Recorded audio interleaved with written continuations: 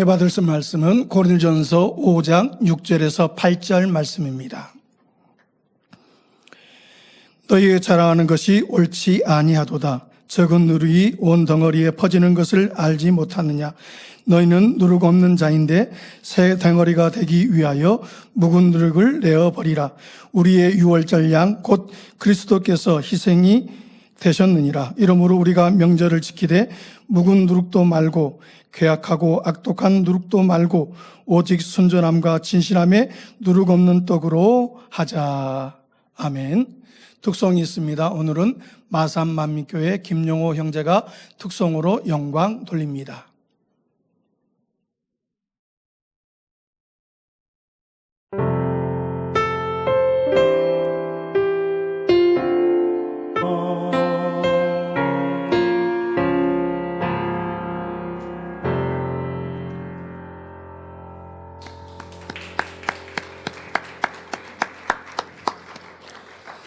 사랑하는 하나님께서 고린도전서 강의 25번째 묵은 누룩을 버리자 제하의 말씀 증거해 주시겠습니다. 특성으로 영광 돌려주신 마산만민교회 김영호 형제님 감사합니다. 이 고린도전서 강의를 지금 3주 못하고 4주차에 하기 때문에 그 전에 말씀 여러분 오늘 본문 읽어드리기에 앞절 읽어보시고 그리고 복습하셨는지 모르겠네요. 잠깐 서론에는 그 부분 언급하고 들어가겠습니다. 사랑하는 성도 여러분, 지난 시간에는 고린도 교회 안에 일어났던 심각한 음행의 문제와 그러한 문제 앞에서도 통탄하지 않고 오히려 스스로 의롭다 여겼던 교인들의 영적 무감각에 대해 살펴보았습니다. 형제가 있을 수 없는 죄를 지었을 때 아유 나 몰라라 하거나 아유 저 사람은 왜 그래? 하고 경계하지 않고 권면하지 않고 애통하며 눈물로 기도하지 않은 고린도 교회 성도들에 대해서도 안타깝게 지적하셨지요. 죄를 심각하게 여기지 않는 마음, 하나님의 영광이 가려졌는데도 애통해하지 않는 마음이 얼마나 큰 교만인지 말씀을 통해 확인했습니다. 오늘 본문인 고린도전서 5장 6절부터 8절은 그 문제의 연장선에서 사도 바울이 누룩의 비유를 통해 작은 죄 하나가 교회 전체를 오염시키고 결국 교회를 무너뜨릴 수 있음을 경고하며 묵은 누룩을 버리라고 말씀합니다. 이 말씀을 통해 여러분 자신의 마음속에 아직 남아있는 묵은 누룩은 무엇인지 돌아보고 새 덩어리로 빚어지는 은혜의 시간이 되기를 주님의 이름으로 기원합니다. 고린도전서 5장 6절에 너희의 자랑하는 것이 옳지 아니하도다. 적은 누룩이 온 덩어리에 퍼지는 것을 알지 못하느냐 했습니다. 사도 바울은 고린도 교회 성도들에게 너희의 자랑하는 것이 옳지 아니하다고 책망합니다. 그렇다면 그들은 무엇을 자랑한 것일까요? 지난 시간에 살펴본 것처럼 고린도 교회 안에는 이방인 중에서도 찾아보기 어려운 음행이 일어나 하나님의 영광을 크게 가리고 있었습니다. 그런데도 성도들은 그것을 가슴 아파하지 않았고 오히려 스스로 의롭다 여겼는데 이는 참으로 교만한 일이라 했지요. 나는 저 사람의 죄를 담지 않았다, 행하지 않는다 라고 여기고 있는 것. 여러분 그것은 내가 더 낫다 여기는 것이죠. 상대를 보면서 꼭 지적하고 나무라지 않는다 할지라도 수근거리지 않았다 할지라도 나는 저런 죄 없네. 그러니까 난 저 사람보다 나아 하는 이러한 교만함 깨달아서 버려야 합니다. 이들은 자신들의 악을 깨닫지 못한 채 하나님 저 사람은 큰 음행을 저질렀지만 저는 하나님을 사랑하고 하나님 말씀에 따라 음행하지 않게 해주시니 감사합니다 라고 기도했습니다. 자, 그러면 하나님께서 이 기도를 들으시고 아유 잘했다 내가 너를 기뻐한다 하실까요? 상대의 허물이 있는 걸 들어 비추어서 저는 그렇지 않으니까 감사합니다. 이게 무슨 선한 마음입니까? 무엇과 비교하라고요? 무엇의 기준에서 나를 보라고요? 진리, 주님의 마음과 비추어야죠. 그럼 우리가 주님의 마음보다 더 나은데요 할 리는 없고, 이런 감사의 기도는 할 수 있습니다. 주님의 이런 아름다우신 마음을 깨닫게 하시고 그런 마음을 닮아갈 수 있도록 은혜 주심에 감사합니다. 그리고 정말 그렇게 살아가면서 기도한다면 아버지 하나님이 기뻐하시죠. 그런데 이것은 교만함의 기도인 거예요. 아버지 하나님, 저 형제 자매, 저 주의 좀 저기 일꾼이라 하면서 저렇게 죄를 짓는데 저는 그렇지 않아서 참 다행입니다. 아버지 감사합니다. 이게 하나님 기뻐하시는 선한 기도가 아니라는 것을 깨달아야 하고, 꼭 기도뿐 아니라 그러한 생각과 마음을 품었다면 이 또한도 교만함입니다. 뿐만 아니라 서로 간에 이러한 것을 대화하는 것입니다. 저 사람은 저런 잘못이 있는데 나는 그렇지 않아서 참 다행이야. 여러분, 이거에는요, 나를 드러내는 우쭐하는 마음이 담겨 있고요, 상대를 은근히 무시하고 상대의 허물을 드러내는 것입니다. 여러분, 하나님 말씀은 허물된 형제의 허물 전하라고 하셨어요? 하지 말라고 하셨어요. 근데 드러내어 말하지 않으면서 은근히 말하는 여러 가지 형태들이 있습니다. 그 중에는 이거 보고해서 알려드려야 그래야 되니까 라고 윗사람한테 알려드린다고 하는데, 저만 하더라도 이제 교회의 머리로서 저한테 보고하는 사람들이 많이 여러 통로들이 있지 않겠습니까? 근데 어떠한 한 사건이 이 사람하고 상관이 없는데 왜 나한테 보고하지? 그러면서 보고하는 말이 이거 모르실까 봐 전해요. 근데 본인은 왜 그걸 알고 왜 들었느냐? 왜 남의 허물된 걸 관계자가 아닌데 왜 듣고 알고 그리고 왜 또 보고한다고 하지? 그런 생각을 할 때면 그런 말을 전하는 사람도 또 듣는 사람도 참 안타깝다라는 생각. 하나님의 말씀은 분명 남의 허물 전하지 말라 하시는데 왜 이렇게 전하고 있을까라는 생각을 합니다. 이런 것처럼 남을 은근히 무시하고 남의 허물을 은근히 말하고 또 나를 빗대어 설명하지만 나도 예전에 그랬는데 저 사람 지금 그런 거 보면서 참 안타까워.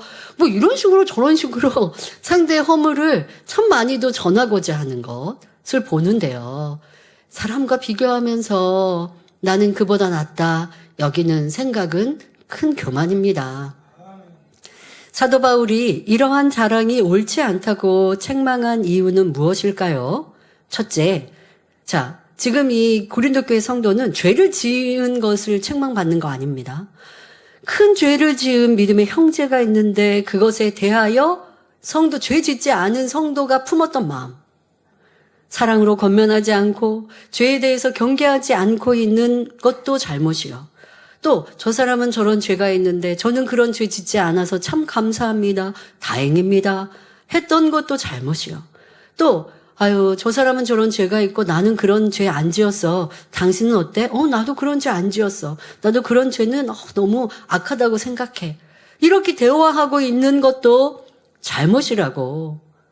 그리고 그것이 자기를 자랑하는 것이라고 사도 바울은 지적하고 있고, 그것에 대해 지금 경계하시는 이유를 세 가지로 설명합니다. 첫째, 이 세상에서 우리가 자랑할 것은 아무것도 없기 때문입니다. 우리의 인생은 잠시 잠깐이요, 죽으면 결국 한 줌의 흙으로 돌아갈 뿐입니다. 그래서 야고보서 4장 14절부터 16절을 보면 내일 일을 너희가 알지 못하는도다. 너희 생명이 무엇이뇨? 너희는 잠깐 보이다가 없어지는 안개니라. 너희가 도리어 말하기를 주의 뜻이면 우리가 살기도 하고 이것저것을 하리라 할 것이거늘 이제 너희가 허탄한 자랑을 자랑하니 이러한 자랑은 다 악한 것이라 말씀합니다. 여러분, 내가 지금 죄 짓지 않고 있다고 해서 내일, 모레, 미래 어떨지 어떻게 알아요? 내가 오늘 죄 짓지 않는데 내일 죄 지을까 봐 걱정하라는 얘기를 하는 게 아닙니다.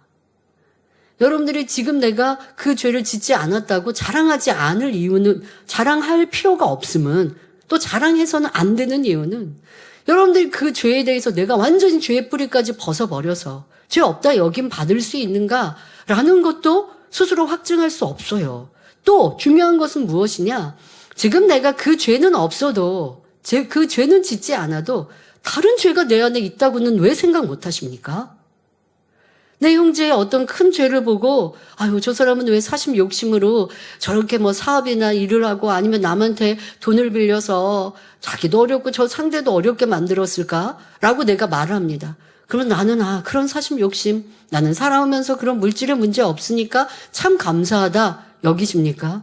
그러면 그 상대의 죄를 보고 나는 그 죄가 없다고 감사하는 것은 좋습니다. 그러나 자랑할 것이 없는 것은 또 그렇게 감사하기보다 이러한 상대의 잘못이 있는데 나는 그런 모습 없는가? 없어요. 그러면 그것 말고도 다른 죄가 내 안에 있다는 것은 왜 생각지 못합니까? 그러니 상대의 잘못을 내가 행치 않는다고 해서 자랑할 수가 없는 거예요. 그 잘못은 내게 없지만 다른 죄악은 내 안에 있는걸요.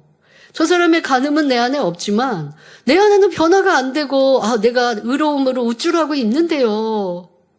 더더욱 하나님의 진리에 지키라 행하라 하시는 많은 선과 사랑의 말씀을 비춰보면 너무나 부족하고 작은데 상대의 하나의 어떠한 허물을 보고 나는 그렇지 않으니까 괜찮아 하고 아니란 마음을 갖는 이 교만함 얼마나 어리석다라는 걸 알아야 합니다.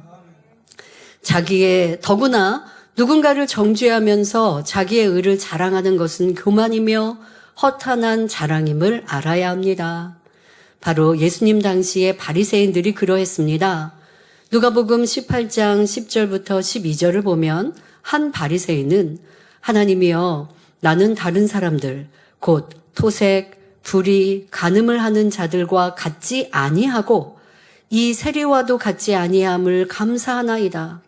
나는 일회에 2번씩 금식하고 또 소득의 11조를 드리나이다 라고 기도했지요. 여러분 이 바리새인의 기도가 또 생각이 고백이 내 모습은 아닌가 여러분 삶에 꼭 기억하십시오. 나보다 부족한 사람 또 잘못된 사람을 보면서 나는 이러한 비슷한 기도는 아니어도 이러한 뉘앙스의 생각과 평가를 하고 있지는 않았는지 이것이 얼마나 어리석은지 깨달아야 합니다. 자기는 죄를 짓지 않았으며 금식과 11조도 잘했으니 당당하다는 것입니다. 이 사람의 모습은 겉보기에는 경건해 보였지만 정작 중요한 마음의 선은 이루지 못했습니다. 그러니 교만하여 남을 판단 정죄하고 멸시하면서도 자신의 악함은 깨달을 수조차 없었지요. 우리는 이러한 교만과 허탄한 자랑을 버리고 중심을 보시는 하나님 앞에 늘 겸손히 나가야 합니다. 여러분 이렇게 상대와 비교해서 나는 낫다 여기는 내가 그러한 죄와 잘못은 없다 여기는 그 교만함이 자기의 눈을 가립니다. 내 안에 부족함을 볼 수가 없어요. 그러면 정체기에 들어서죠. 믿음의 반석에 지났어도 내가 더 변화되지 못하고 왜? 나는 저 사람보다 나은데 이 교만함은 여러분 넘어짐의 앞잡이라고 하신 대로 지금 이와 같은 것들을 깨달아 보시고 또 지난날의 내 신앙생활 속에 이러한 모습이 얼마나 많이 있었는가. 열심으로 달려가다가 나도 모르게 상대와 비교하면서 내가 더 낫지? 이러한 교만함이 바로 빠르게 달리던 토끼가 멈춰버리는 것과 마찬가지임을 알아야 합니다. 꼭 죄에 대해 분야뿐은 아닙니다. 여러분들이 어떠한 열매 또 어떠한 일을 잘할 때 나는 이걸 잘해서 하나님 나라에 열매 냈는데 왜 저 사람은 왜 그걸 못하지? 이 마음도 마찬가지로 대입시키시면 좋겠습니다. 저는요 이렇게 하나님의 일을 하고 더 열심히 사명 감당하며 하나님의 보장하심을 받습니다. 그런데 이렇게 둘러보면 다 일꾼들이 다 소중하고 다 귀해요. 예전에 이런 마음이 아니었구나. 지금은 더 이런 겸손한 마음을 갖게 돼서 참 감사하다라는 생각을 하는데요. 예를 들어 저는 별로 외국어 언어에 뛰어난 실력이 없는 것 같아요. 그런데 또 외국어 잘하시는 분들 보면 참 대견하다. 외국어를 저렇게 잘하는구나. 예전에도 어떤 분하고 대화하다가 제가 이제 영어를 하려면 어떻게 하면 더 잘해요? 라고 했더니 저한테 이런 이렇게 방법을 알려주신 분이 있었어요. 그런데 저는 그분을 보면서 영어를 참 잘하는 게 참 부럽기도 하다라는 생각을 하는데 그분은 제가 진리 안에서 이렇게 발전해 가는 게 부럽잖아요. 그래서 사람마다 나는 이게 잘하지만 저가 못하는 것도 있는 것처럼 저 사람도 나에게 그런 마음이고, 그러니 교만할 이유는 하나도 없다. 요즘 젊은이들은 보면요, 이 스마트폰으로 영상도 잘 찍고 영상 찍은 걸로 편집도 잘해요. 근데 저는 가끔 이제 등산을 하거나 어떤 자연이 너무 멋지고 아름다우면 휴대폰으로 이렇게 녹화, 영상이나 사진을 찍습니다. 그런데 이제 사진 잘 찍는데요. 주변에서 저한테 그렇게 칭찬을 해주시긴 해요. 구도를 잘 잡았다고 하고 칭찬은 합니다. 근데 영상도 뭐 그런 면으로 찍기는 하는데 편집을 하는 기술은 하나도 없어요. 아직 그거는 휴대폰에서 안 배웠어요, 제가. 굳이 이제 배우지 않으려고도 했습니다만은, 그러니까 좀 못해요.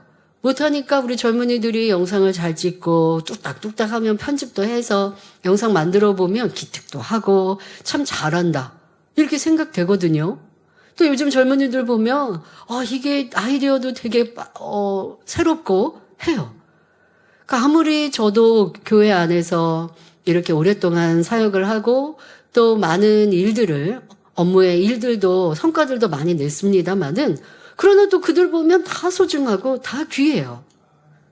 이런 마음이어야 많은 사람이 그 안에 깃들일 수 있고, 또 이 사람은 9가지는 못하는데 1가지 잘하는 면으로 정말 소중히 여겨줄 수가 있는 거예요.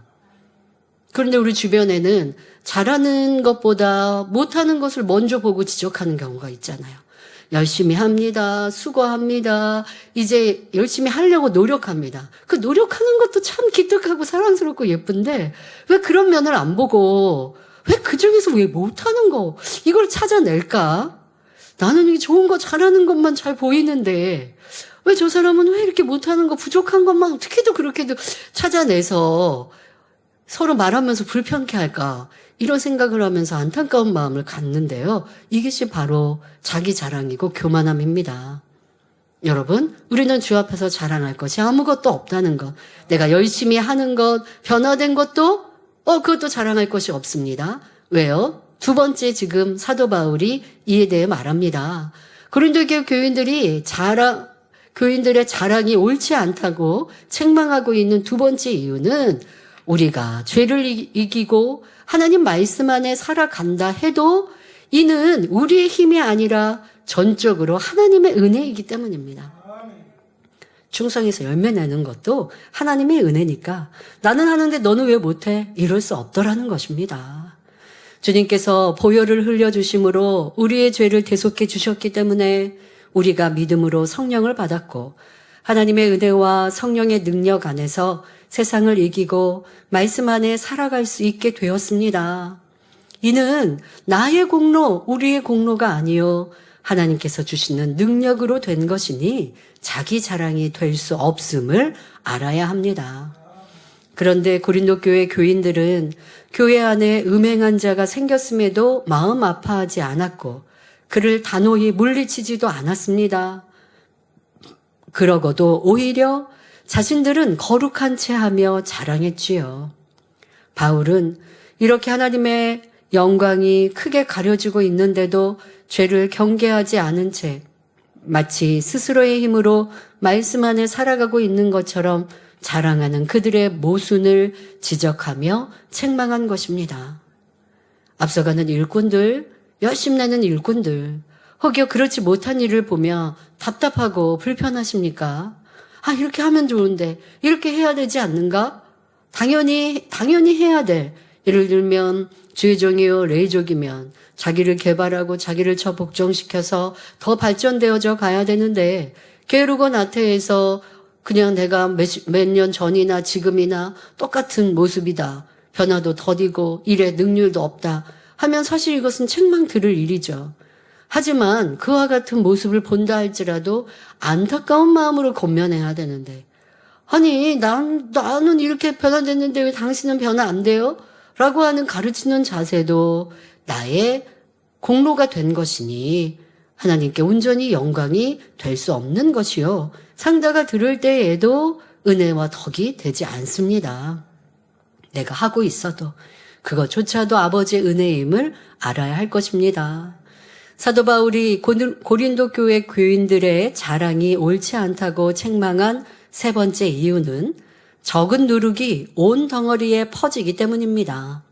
누룩은 술을 빚을 때나 빵을 만들 때 쓰는 발효제로 아주 적은 양만 넣어도 전체 반죽을 변화시키는 힘을 가지고 있습니다. 보통 밀가루로 빵을 만들지요. 자, 그러면 밀가루에 물을 넣고 그리고 반죽을 합니다. 그러면 이제 주먹만한 한 덩어리로 뭉쳤습니다. 여기에 누룩을 넣으면 이게 부풀죠. 부풀어 올라서 어떻게 돼요? 부드러워지고 식감도 좋아지고 맛도 좋아지는 역할을 합니다. 이것이 누룩입니다. 자, 지금 그러면 누룩의 장점, 이게 부풀려서 부드럽게 하는 이 얘기를 지금 비유로 하시는 게 아니라, 자, 누룩이 조금 넣었는데도 그 덩어리에 전체에 영향을 미치고 변화를 가져다 주는 것. 자, 이것에 우리가 집중하여서 말씀을 들으시면 되겠습니다. 자, 오늘날에는 옛날에는 오늘날처럼 효모를 따로 만들어 사용하는 기술이 없었기 때문에 바로 부풀리고 이렇게 발효하는 그런 효모를 요즘에는 따로 있죠. 그래서 가루 같은 게 있고 합니다. 그래서 빵에다가 뭐 그렇게 넣으면 이게 부풀고 그 역할을 하는데요. 예전에는 그것을 따로 추출하여 만드는 기술이 없었기 때문에 이미 발효된 반죽을 조금 떼어서 새 반죽에 섞어 넣는 방식으로 누룩을 이어갔습니다. 뭐 예를 들어서 술을 만들 때도 술에서 발효제만 이렇게 발효할 수 있는 것만 추출해내지 못하니까 전에 이 술로 잘 만들어진 것 그것을 조금 남겼다가 새 술에다가 넣어서 그래서 이것이 또 발효가 잘 되도록 그렇게 활용을 해서 이어갔다는 것이죠. 술을 만들기 위해서는 먼저 쌀을 쪄서 술밥을 만든 뒤 그 속에 누룩을 아주 조금 넣습니다.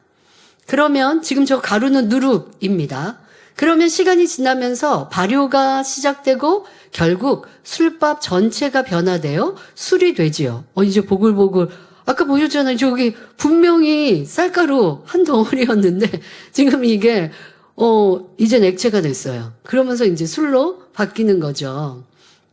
그런데 그 역할을 이 누룩이라고 하는 것이 해주는데 소량을 넣고도 이게 전체의 변화를 가져다 주었습니다. 이처럼 적은 양으로 온 덩어리를 바꾸는 누룩의 성질 때문에 사도 바울은 적은 누룩이 온 덩어리에 퍼지는 것을 알지 못하느냐라고 비유한 것입니다. 여기서 누룩은 영적으로 죄를 의미합니다. 성경에는 미움, 시기, 질투, 분쟁 등 수많은 죄가 기록되어 있으며 바울은 그중 음행을 적은 누룩에 비유했습니다. 이는 음행의 죄가 가볍다는 뜻이 아니라 수많은 죄 가운데 한 부분을 차지한다는 말입니다. 또한 누룩이 온 덩어리에 퍼진다 했는데 여기서 온 덩어리란 고린도 교회 전체를 뜻합니다. 따라서 사도 바울이 적은 누룩이 온 덩어리에 퍼지는 것을 알지 못하느냐 말씀한 것은 다음과 같은 의미입니다. 고린도 교회 성도들이여, 지금은 여러분이 음행한 사람을 비난하며 자신은 진리 안에 산다고 자랑하지만 만일 그런 사람을 용납한다면 결국 그 죄가 교회 전체에 퍼져 여러분도 사단의 역사를 받게 될 것입니다. 라고 말한 것입니다. 그러므로 바울은 죄를 방치한 채 자랑만 일삼는 그들이 옳지 않다고 단호히 책망하고 있습니다. 성도 여러분, 우리 주변을 보면 환경 탓에 자기의 마음을 지키지 못하는 사람들이 많습니다. 이를 잘 보여주는 속담으로 시집살이 호된 며느리가 시어머니 되면 더하다라는 말이 있습니다. 고된 시집살이를 하는 며느리, 그러니까 고된 시집살이를 내가 받은 거예요. 시어머니에게 그렇게 이제 구박도 받고 어려움도 겪었던 며느리는 생각하죠. 나는 시어머니가 되면 절대로 그러지 말아야지 하고 다짐합니다. 그러나 막상 시어머니가 되면 며느리에게 더 고된 시집살이를 시키는 경우가 많다고 하지요. 그 이유는 무엇일까요? 사람은 자신도 모르는 사이에 보고 듣고 접한 대로 닮아가기 때문입니다. 환경에 영향을 받지요. 또 다른 예로 매일 술을 마시며 방탕하게 사는 아버지를 보면서 자란 아이는 나는 어른이 되면 절대로 저렇게 살지 말아야지 각오하지만 성인이 된 후 아버지의 길을 그대로 따라가거나 더욱 심해지는 경우도 허다합니다. 특히 요즘은 TV와 인터넷을 비롯한 각종 매체를 통해 폭력적이고 선정적인 장면들, 또 세상의 화려함과 정력적인 삶의 모습들을 쉽게 접할 수 있게 되었습니다. 이런 것들을 계속 대하다 보면 사람들의 마음은 점점 무뎌져서 어느새 세속적인 문화에 물들어가게 되지요. 이와 마찬가지로 만일 고린도 교회 교인들이 음행한 사람을 그대로 용납하면 그 누룩은 금세 교회 전체로 퍼져나갈 수 있는 상황이었습니다. 저런 큰 죄도 용납되니 이 정도쯤은 괜찮겠지 하다 보면 점점 큰 죄의 구렁텅이로 빠져들게 되지요. 그러니 사도 바울은 만일 교회 안에서 하나님의 영광을 가리는 큰 죄가 발생한다면 신속히 바른 조치를 해야 함을 교훈하고 있습니다. 그대로 방치하면 적은 누룩이 온 덩어리에 퍼지는 것 같이 한 사람의 죄가 두 사람, 세 사람으로 늘어나 결국 전체가 부패할 수 있기 때문입니다. 이어지는 본문을 보면 고린도전서 5장 7절에 너희는 누룩 없는 자인데 새 덩어리가 되기 위하여 묵은 누룩을 내어버리라. 우리의 유월절 양, 곧 그리스도께서 희생이 되셨느니라 말씀합니다. 고린도 교회 성도들을 향해 너희는 누룩 없는 자라고 한 이유는 무엇일까요? 뒤에는 묵은 누룩을 버리라고 하셨는데 누룩 없는 자라고 말씀을 지금 시작하고 있습니다. 이유가 있겠지요. 이는 그들이 예수 그리스도를 믿음으로 죄사함을 받은 존재임을 의미합니다. 고린도후서 5장 17절에 그런즉 누구든지 그리스도 안에 있으면 새로운 피조물이라. 이전 것은 지나갔으니 보라 새 것이 되었도다 말씀합니다. 우리가 처음 교회에 나와 마음의 문을 열고 예수 그리스도를 구세주로 영접하고 죄를 회개하면 주님께서는 십자가 보혈로 우리의 과거의 죄뿐만 아니라 현재의 죄도 용서해 주십니다. 또한 예수 그리스도께서 미래의 죄까지도 이미 십자가에서 감당하셨으므로 만일 우리가 앞으로 죄를 짓는 일이 생길지라도 회개하고 돌이키면 용서받을 수 있습니다. 하지만 여기에서 용서받지 못할 죄도 있다라는 성경 말씀도 기억하셔야 합니다. 그러나 미래의 죄에 대해서도 용서받을 수 있다는 것은 우리가 변화되기 위해 노력하면서 아직 온전하지 않아서 나타나는 육신의 일, 육신의 생각 이러한 것들이 있을 때 죄의 짐에 눌리지 말고 변화되게 노력하며 아직 변화가 더 되어도 또 회개하면 용서해 주신다라는 의미인 것이지 그냥 마음대로 죄 지어도 이미 예수님은 십자가에서 나의 죄를 다 사해 주시고 과거의 죄, 현재의 죄, 미래의 죄까지 사해 주셨으니까 죄 지어도 된다는 아니라는 거예요. 미래의 죄에도 우리가 회개할 때 용서해 주신다는 것은 사함받지 못할 죄가 해당된다라는 것도 아니라는 것 알아야 합니다. 자, 누구든지 그리스도 안에 있으면 새로운 피조물이 되어 천국 백성이 되는 자격을 얻게 되었습니다. 그러므로 사도 바울은 고린도 교회 교인들에게 너희는 누룩 없는 자, 곧 예수님께서 십자가에 못 박혀 죽으심으로 모든 죄를 대속해 주셨기 때문에 죄 없는 하나님의 자녀가 되었음을 말한 것입니다. 자, 그러나 이것으로 다 된 것이 아닙니다. 너희는 이제 누룩 없는 자다 하셨으면 거기로 끝나면 돼요. 근데 그게 아니죠. 누룩 없는 자라고 하시면서 새 덩어리가 되기 위해 묵은 누룩을 내어 버려야 한다라고 또 권면하세요. 자, 이 한 문장을 보면 문장이 앞뒤가 안 맞는데? 이렇게 여러분들이 생각할 수 있어요. 그러나 분명히 이 의미가 다 있다는 겁니다. 앞에 누룩 없는 자라는 것은 우리는 예수 그리스도의 보혈로 구원받았다는 의미예요. 자, 근데 구원받았는데도 묵은 누룩이 있다고 말씀하시죠. 이 재단에서 항상 선교를 강조할 때 말하잖아요. 주님을 구세주로 영접했다고 해서 우리는 죄 없이 됐어요. 죄 없이 됐다고 내 안에 죄성이 없어진 게 아니라고요. 내 안에 악이 다 도말된 게 아니라고요. 주님을 구세주로 영접해서 지난날에 지은 죄는 용서받아 구원에 이를 수 있어요. 그러나 내 마음의 현재도 악이 있고 죄성이 있어요. 그것이 또 죄로 나올 수 있어요. 그러니 경계하며 이 묵은 누룩을 여러분들이 벗어버릴 때 온전한 새 덩어리가 될 수 있음을 이 한 문장에 함축하여 설명하고 있는 것입니다. 이것이 우리가 가르치는 성결의 복음의 진수인 것이지요. 예수 그리스도를 영접하여 죄사함을 받았다 해도 온전히 새 사람이 되기 위해서는 이미 내 안에 있었던 죄성과 악, 바로 묵은 누룩을 버려야 한다고 말씀하고 있습니다. 여기서 묵은 누룩이란 우리가 이 세상에 태어나서부터 지은 모든 죄와 악, 진리에 위배되는 생각들, 나쁜 습관, 죄에 물든 옛 모습 등을 총칭하는 의미입니다. 자, 그런데 사실 여러분들이 태어나면서 우리가 죄를 지었다. 태어나서 어느 순간에 내가 이제 죄를 지었다라고 하는 그 죄뿐만이 아니에요. 이미 태어나면서 내 안에 부모의 기서부터 죄성, 이 원죄를 받아 왔어요. 그러나 우리가 주님을 구세주로 영접하면 이 원죄를 사함받았거든요. 그런데 부모의 기 속에 가지고 있는 짜증도 혈기도 이런 성격의 단점과 비진리의 모습들도 내 안에 있잖아요. 이것이 바로 묵은 누룩입니다. 또 여러분들이 살아가면서 죄를 짓다 보면 그 반복한 죄가 내 안에 있는 죄의 악을 더 깊게 또 더 악하게 만들어 왔던 것. 이것을 여러분들이 이제 붙들고 버리는 것이 온전한 신앙생활입니다. 따라서 우리가 새 덩어리, 즉 온전히 새 사람이 되려면 이런 묵은 누룩을 다 버려야 하는 것입니다.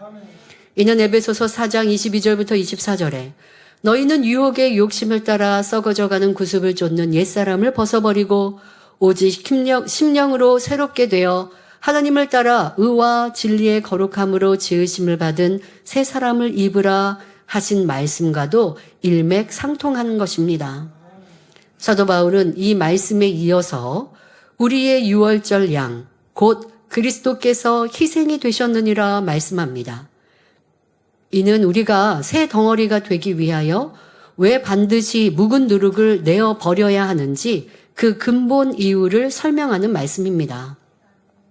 먼저 유월절이란 무엇인지 살펴보겠습니다.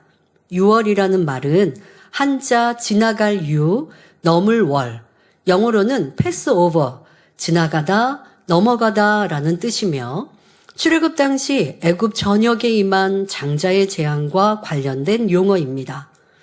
애굽에 장자의 재앙이 내리던 밤 이스라엘 백성들은 하나님께서 명하신 대로 흠없는 어린 양을 잡아 그 피를 문의 인방과 좌우 설주에 발랐습니다.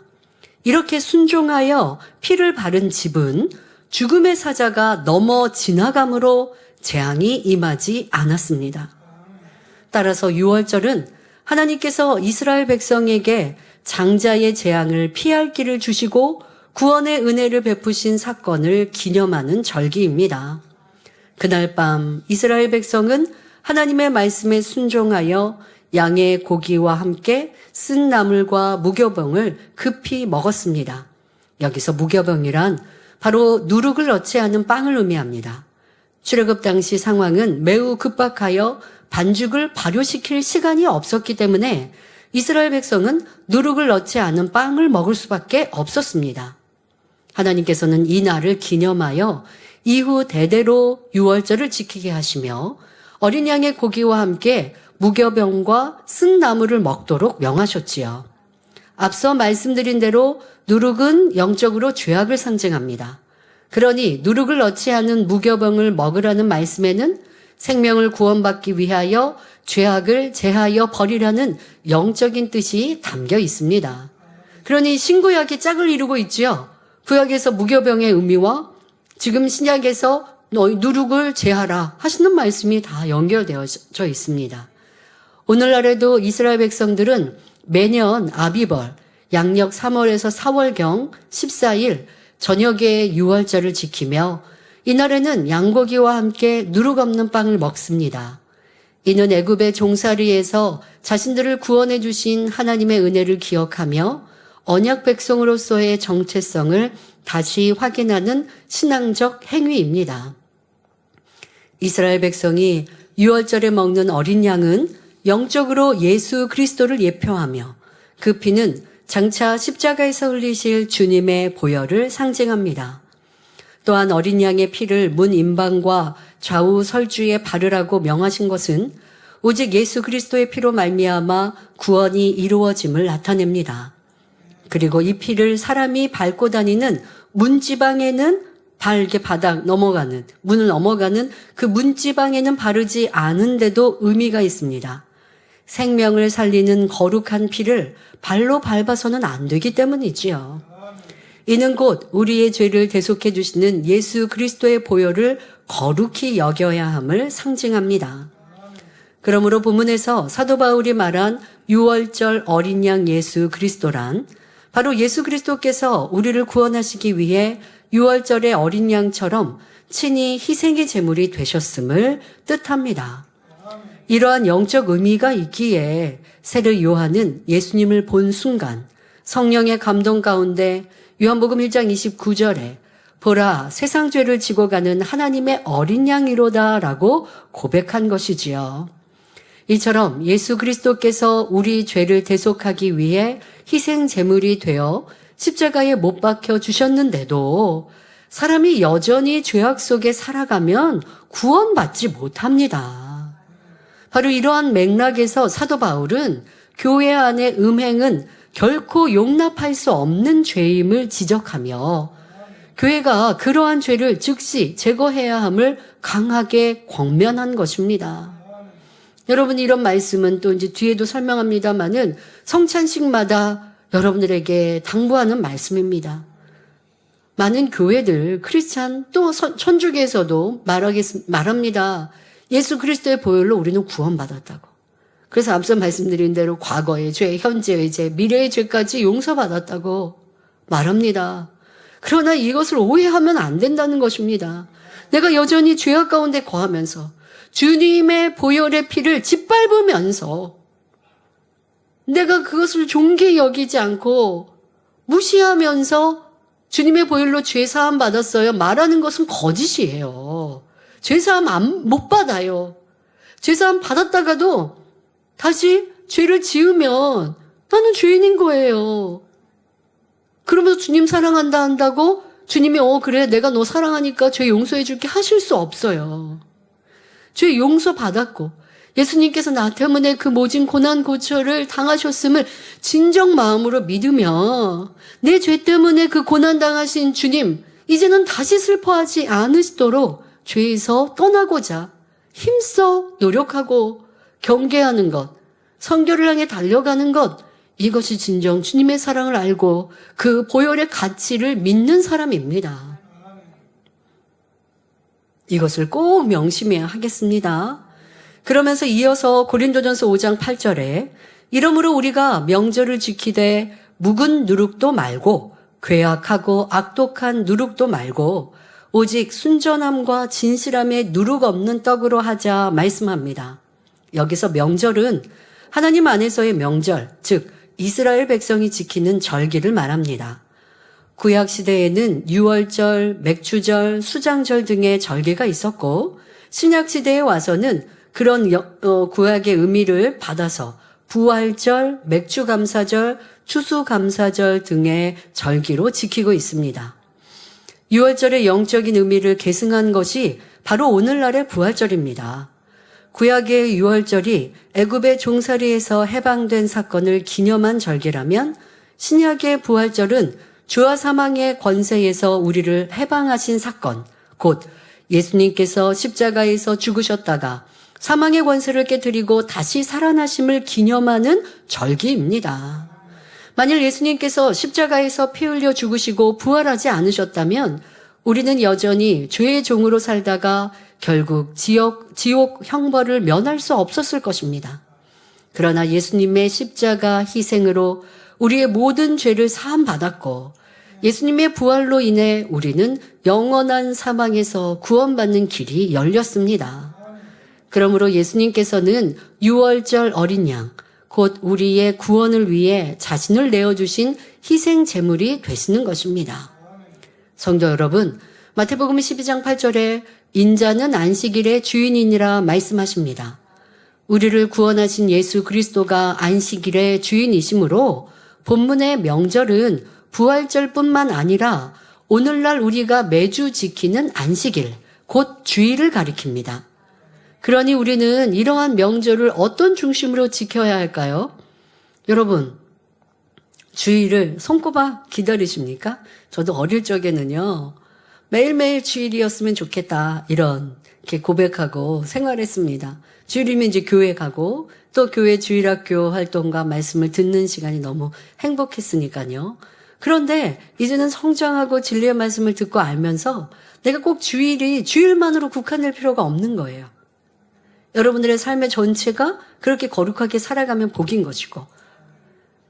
자, 그런데 여러분 주일 하루만이라도 좀 명절 맞으면 우리 얼마나 즐겁습니까? 이제 다가올 추석을 벌써부터 손꼽기도 할 텐데요.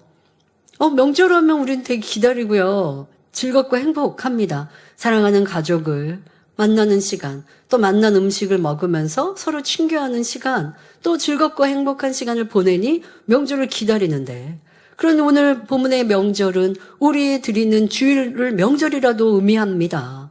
얼마나 이 주일을 사모하셨고 또 행복한 마음으로 주일을 지키고 계십니까? 그런데 그렇게 주일을 기다렸고 주일을 행복한 마음으로 보내고 있는 것과 함께 여러분들이 하나님이 기뻐하시는 명절을 지키는 방법은 바로 요한복음 4장 20절의 말씀과 같이 행하시면 됩니다. 하나님은 영이시니 예배하는 자가 신령과 진정으로 예배할지니라 말씀하신 대로 거룩한 삶으로 변화되어 신령과 진정으로 예배 드리는 것입니다. 그래서 우리가 하나님 앞에 나아가 예배 드리기 전에는 먼저 혹여라도 죄를 짓지 않았는지 자신을 돌아보고 회개함으로 예배에 합당한 중심이 되어야 합니다. 대예배 오셔서 준비 기도할 때 먼저 하는 것이, 여러분들이 내가 일주일 동안 하나님 말씀대로 살지 못한 것은 무엇이었는가, 죄가 된 것이 무엇인가 찾아서 먼저 회개하고 감사 기도를 드리며 예배를 준비하시게 되겠고요. 또 대예배 중간에도 우리가 앞서서 설교를 듣기 전에도 한 주를 돌아보면서 회개하는 기도를 꼭 하지 않습니까? 그렇게 내가 살아가면서 죄악 가운데 거했던 것을 회개하고 돌이킬 때 하나님이 받으시는 신령과 진정의 예배가 될 수 있기 때문입니다. 이러한 예배가 묵은 누룩과 괴악하고 악독한 마음을 버리고 오직 순전함과 진실함으로 드리는 예배가 되는 것입니다. 여기서 괴악하다는 것은 괴이하게 흉악한 것들, 곧 말과 행동이 참으로 악한 여러 가지 일들을 말합니다. 또한 악독은 마음이 흉악하고 독한 것, 악이 두루 퍼진 것, 죄가 성한 것을 말합니다. 따라서 괴악하고 악독한 죄란 가벼운 죄를 말하는 것이 아니라 도저히 용납할 수 없는 죄를 의미합니다.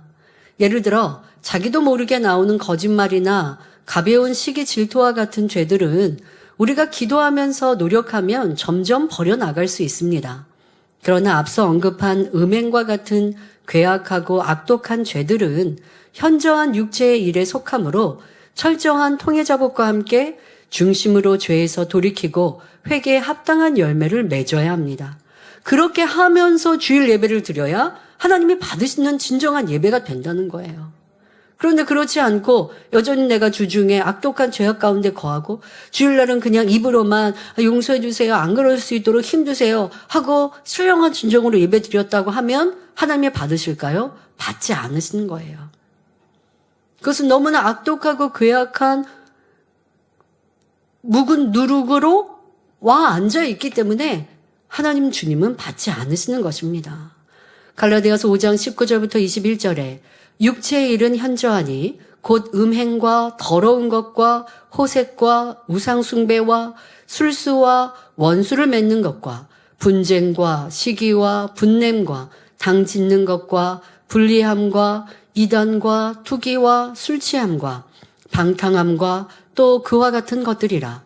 전에 너희에게 경계한 것 같이 경계하노니 이런 일을 하는 자들은 하나님의 나라를 유업으로 받지 못할 것이요 말씀합니다. 따라서 이단을 비롯하여 현저한 육체의 일에 속한 죄를 지속적으로 짓는 사람은 하나님의 나라를 유업으로 받지 못한다 말씀한 대로 구원받을 수 없습니다. 하지만 이러한 죄를 지었다 해도 철저히 통회자복하고 끊임없이 기도하며 죄에서 돌이키면 구원의 길이 열릴 수 있습니다. 심지어 이단에 속했던 사람이라 해도 그 자리에서 나와 돌이켜 회개하면 하나님께서 긍휼을 베푸시고 구원의 길을 열어주십니다. 더 나아가 회개에 합당한 열매를 맺고 다시 처음부터 믿음을 쌓아간다면 하나님께서 그를 순전하고 진실한 사람으로 변화시켜 주십니다. 그러니 포기하지 말고 사랑의 하나님, 긍휼의 하나님, 용서의 주님, 그 거룩하고 깨끗한 보혈을 의지하여 철저히 회개하고 또 돌이켜서 빛 가운데 살고자 노력해 가면 사랑의 하나님께서 다시 길을 열어주시는 것입니다. 그러면 우리가 명절을 지킬 때 오직 순전함과 진실함에 누룩 없는 떡으로 하자라는 말씀에 담긴 의미는 무엇일까요? 구체적으로 살펴보겠습니다. 여기서 순전함과 진실함이란 조금의 죄악이나 거짓이 없는 상태를 말합니다. 따라서 오직 순전함과 진실함에 누룩 없는 떡이란 조금의 거짓이나 악이 없는 깨끗하고 거룩한 떡을 의미하지요. 이 떡은 영적으로 생명의 떡이 되시는 예수 그리스도여 진리의 말씀을 뜻합니다. 예수님께서는 요한복음 14장 6절에 내가 곧 길이요 진리요 생명이니 말씀하셨고, 요한복음 6장 48절부터 51절에는 내가 곧 생명의 떡이로라, 나는 하늘로서 내려온 산떡이니 사람이 이 떡을 먹으면 영생하리라, 나의 줄 떡은 곧 세상의 생명을 위한 내 살이로라 하셨습니다. 이 말씀대로 예수님께서는 우리를 천국으로 인도하는 길이 되시고 진리가 되시며 우리에게 생명을 주시는 산떡이 되십니다. 세상의 음식은 생명을 유지하기 위해 먹습니다. 하지만 그 음식을 먹는다고 여러분들 영생할 수 있습니까? 그때 잠깐 먹고 끝나죠. 그러나 우리 예수 그리스도는 우리의 산떡이 되시고 참 생명이 되셔서 예수 그리스도를 한 번 영접하면 영원한 생명을 얻을 수 있습니다. 자, 그런데 한 번 영접했다라고 하는 의미는 바로 그 안에 깃들여 사는 것입니다. 아, 나 주님 구세주인 거 믿었어요 하고 그냥 내 마음대로 내 뜻대로 주님 밖에 사는 것이 아니라 그 뜻 안에 살아가면 영생이 임하지요. 자, 그런데 예수님께서 자신을 떡이라고 표현하신 이유는 무엇일까요? 우리나라에서는 밥을 먹는 것처럼 이스라엘 사람들은 떡, 빵을 주식으로 먹습니다. 따라서 이 말씀에는 우리 몸이 양식을 먹어야 사는 것처럼 우리의 영혼은 생명의 떡인 주님의 살을 먹어야 한다는 의미가 담겨 있습니다. 그러므로 요한복음 6장 53절을 보면 예수님께서 내가 진실로 진실로 너희에게 이르노니 인자의 살을 먹지 아니하고 인자의 피를 마시지 아니하면 너희 속에 생명이 없느니라 말씀하셨습니다. 자, 한 번만 먹지 말고 계속하여 먹어야 합니다. 자, 이렇게 계속하여 먹기 위해서는 주님의 살을 찾아야겠죠. 주님의 살이 있어야 먹잖아요. 자, 그러면 우리 2000년 전에 오신 주님의 살을 어떻게 구해서 먹을 수 있을까요? 우리 성찬식 때마다 설명하지요. 이는 실제로 예수님의 살을 먹어야 한다. 예수님의 살을 떼어서 먹어야 한다는 뜻이 아닙니다. 사람이 영생하려면 예수님께서 주시는 떡, 곧 주님의 살을 먹어야 하는데 그 살은 바로 하나님 말씀을 의미하지요. 요한복음 1장 14절 말씀한 대로 예수님은 곧 하나님 말씀이 육신을 입고 이 땅에 오신 분이시기 때문입니다. 즉 하나님 말씀을 듣고 준행하는 사람은 장차 부활하여 영원히 살 수 있기 때문에 말씀이신 예수님 자신을 생명의 떡이라 표현하신 것입니다. 우리는 예수님의 살인 진리, 즉 말씀을 먹어야 생명이 있고 영생의 길로 갈 수 있습니다. 따라서 우리가 명절을 지키되 묵은 누룩도 말고 괴악하고 악독한 누룩도 말고 오직 순전함과 진실함의 누룩 없는 떡으로 하자라는 말씀은 곧 우리가 주님의 구원을 기억하는 주의를 지킬 때의 자세를 설명하는 내용입니다. 즉 우리가 안식일을 지킬 때 괴악하고 악독한 죄는 벗어버리고 순전하고 진실한 마음으로 신령과 진정으로 하나님 앞에 예배를 드려야 한다는 말씀이지요. 이렇게 신령과 진정으로 예배함으로 주님의 살을 먹고 하나님 앞에 산 제사를 드릴 때 영생의 길로 갈 수 있는 것입니다. 그러므로 우리는 묵은 누룩은 온전히 벗어버리고 항상 순전하고 진실한 마음으로 신령과 진정으로 하나님 앞에 산 제사를 드려야 합니다.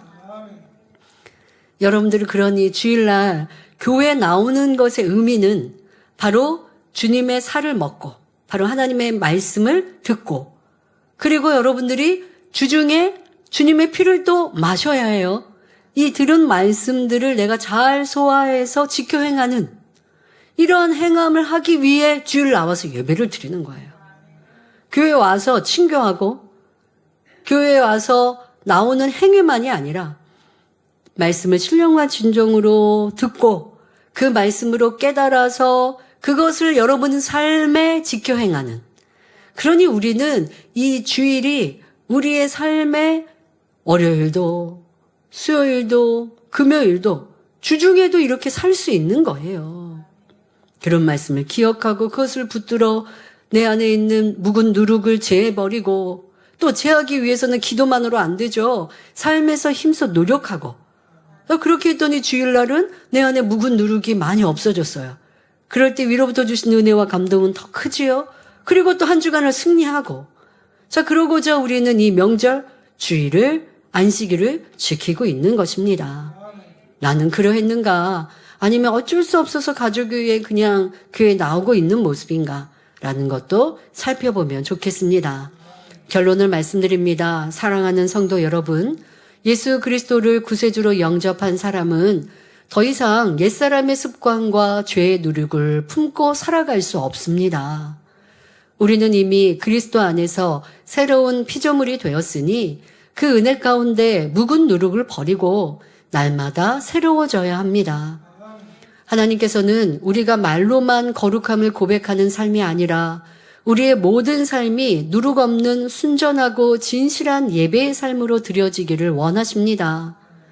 그래서 요한일서 3장 18절에 자녀들아 우리가 말과 혀로만 사랑하지 말고 오직 행함과 진실함으로 하자 말씀했고 로마서 12장 1절에 너희 몸을 하나님이 기뻐하시는 거룩한 산 제사로 드리라. 이는 너희의 드릴 영적 예배니라 말씀하셨지요. 혹여 여러분의 마음속에 아직 남아있는 묵은 누룩, 죄악이 있다면 과감히 벗어버리시길 바랍니다.